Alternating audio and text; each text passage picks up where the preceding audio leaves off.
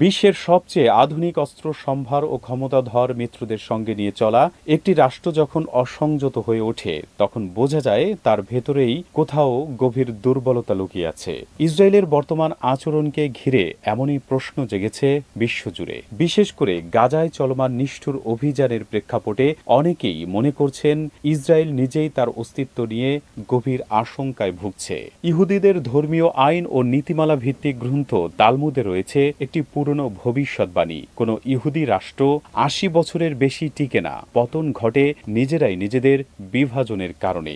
ইতিহাসও এই ভবিষ্যৎবাণী সমর্থন দেয়। কিং ডেভিডের রাজত্ব বা হাসমনিয়ান যুগ কোনোটাই ৮০ বছরের গণ্ডি টপকাতে পারেনি। আর আজকের আধুনিক ইসরায়েলের জন্ম ১৯৪৮ সালে, অর্থাৎ ২০২৮ সালে তাদের ৮০ বছর পূর্ণ হবে। আর এই সংখ্যাটিকে ঘিরেই বাড়ছে উদ্বেগ, যদিও তাদের এই রাষ্ট্র অবৈধ দখলদার হিসেবেই পরিচিত বিশ্বজুড়ে। ইহুদি ধর্মবিশ্বাসে বিশ্বাসী বহু ইসরায়েলি নাগরিক এই ভবিষ্যৎবাণী নিয়ে ভীষণ উদ্বিগ্ন।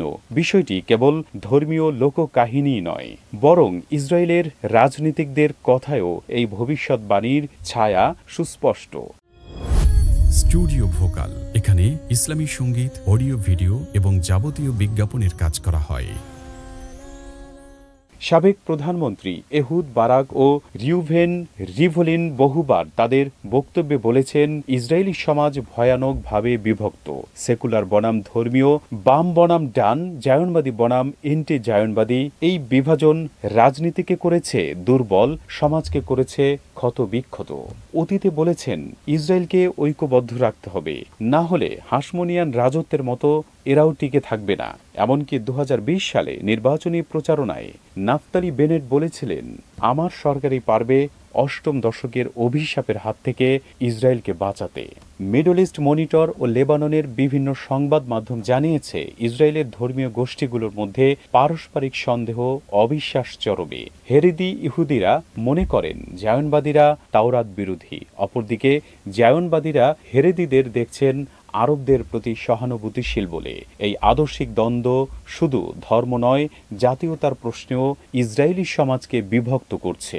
ইতিহাসবেত্তারা বলছেন, ৮০ বছরে এক একটি রাষ্ট্র তৃতীয় প্রজন্মে পৌঁছায়, যেখানে আদর্শগত দ্বন্দ্ব, প্রত্যাশা ও অভিজ্ঞতার ফারাক ঘনীভূত হয়। সেই সংঘাত কখনো কখনো ভাঙনের পথ তৈরি করে, তবে অনেকে এটিকে ধর্মীয় কুসংস্কার বলেও উড়িয়ে দিচ্ছেন।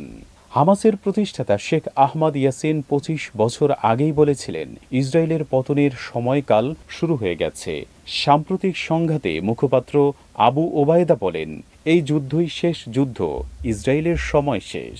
বিশ্লেষকদের মতে, ইসরায়েল গাজার বিরুদ্ধে যে মাত্রায় আক্রমণাত্মক হয়ে উঠেছে তা শুধু প্রতিশোধ নয়, বরং নিজ অস্তিত্ব রক্ষার এক আতঙ্কজনিত প্রতিক্রিয়াও বটে। কারণ যে রাষ্ট্র ভবিষ্যতের পতনের ভয় বয়ে বেড়ায়, সে চায় সব ভয়কেই আগেই মুছে ফেলতে। ইসরায়েল টিকবে না এমন ভবিষ্যৎবাণী সত্য হবে কিনা তার সময় বলে দিবে। তবে ইসরায়েল নিজেই যদি সেই আতঙ্কে আত্মঘাতী হয়ে ওঠে, তাহলে তালমুদের অভিশাপ হয়তো এক অর্থে সত্যি হয়ে উঠবে।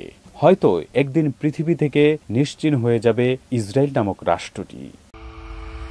ইসলাম অ্যান্ড ভোকাল, সত্যের আলো ছড়াই প্রাণে প্রাণে।